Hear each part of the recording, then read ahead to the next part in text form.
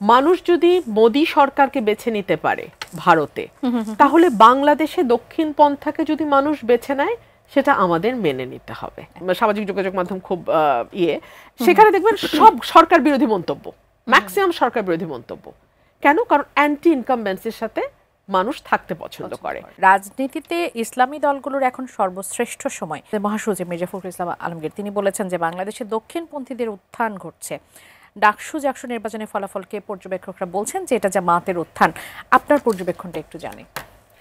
দেখুন, বাংলাদেশের মানুষ যদি দক্ষিণ পন্থাকে বেছে নেয় তাহলে আমি মনে করি সেটা তাদের গণতান্ত্রিক অধিকার। এবং আমি দীর্ঘ 15 বছর আমার যে লড়াইটা ছিল সেই লড়াইটা হচ্ছে মানুষকে ভোট দিতে দেন। মানুষ যদি মোদি সরকারকে বেছে নিতে পারে ভারতে, তাহলে বাংলাদেশে দক্ষিণ পন্থাকে যদি মানুষ বেছে নেয় সেটা আমাদের মেনে নিতে হবে। এক।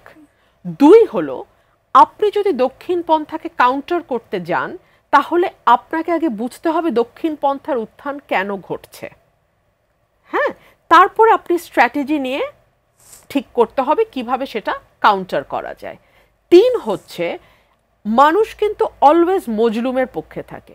আপনি খেয়াল করবেন যখন কোনো সরকার ক্ষমতায় যায়, ফেসবুকগুলোতে এখন তো মানুষের সামাজিক যোগাযোগ মাধ্যম খুব সেখানে দেখবেন সব সরকার বিরোধী মন্তব্য, ম্যাক্সিমাম সরকার বিরোধী মন্তব্য। কেন? কারণ অ্যান্টি ইনকামবেন্সির সাথে মানুষ থাকতে পছন্দ করে এবং মানুষ মনে করে, এবং এই যে জাকসুর যে নির্বাচন সেটাও কিন্তু কিছুটা অ্যান্টি ইনকামবেন্সি। কেন? কারণ হচ্ছে মানুষ মনে করছে একটা নির্বাচন হলেই বিএনপি ক্ষমতায় চলে যাবে, একটা নির্বাচন হলেই ছাত্রদল সরকারি মানে দলে মানে ছাত্রদল হচ্ছে যেই দলটি সরকারে আছে তার একটা অঙ্গ সংগঠন। সো তারা মনে করছে আচ্ছা ঠিক আছে, বিরোধী দলে যাওয়ার সম্ভাবনা জামাতের বেশি, সো অ্যান্টি ইনকামবেন্সি ভোট। এটা কিন্তু জাকসুর জন্য আরেকটা মানে আমার আরেকটা ফাইন্ডিং। তো আমি ওই আলোচনায় আবার আসি। মজলুমের পক্ষে থাকে 17 বছর বিএনপি এবং সেই সঙ্গে জামাত সহ অন্যান্য যে ইসলামিক দলগুলো আছে তাদের উপরে অবর্ণনীয় একটা নির্যাতন হয়েছে। 17 বছর পরে যখন শেখ হাসিনা পালিয়ে গেছে, আওয়ামী লীগ ক্ষমতায় নাই, দেশ ছাড়া হয়েছে, তখন স্বাভাবিকভাবেই মানুষের এক ধরনের সিম্প্যাথি বিএনপি সহ ইসলামিক দলগুলোর কাছে যাবে।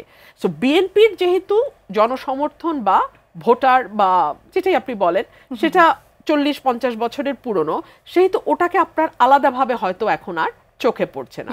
কিন্তু জামাতের বা অন্যান্য ইসলামিক দলগুলোর বা দক্ষিণ পন্থা, let's put it in this way, দক্ষিণ পন্থার উত্থান আমাদের চোখে পড়ছে, বিকজ আমরা আসলে গত 15 বছর তাদেরকে কোথাও সেভাবে দাঁড়াতেই দেখি নাই। সুতরাং তাদেরটা আমাদের চোখে অনেক বেশি করে পড়ছে।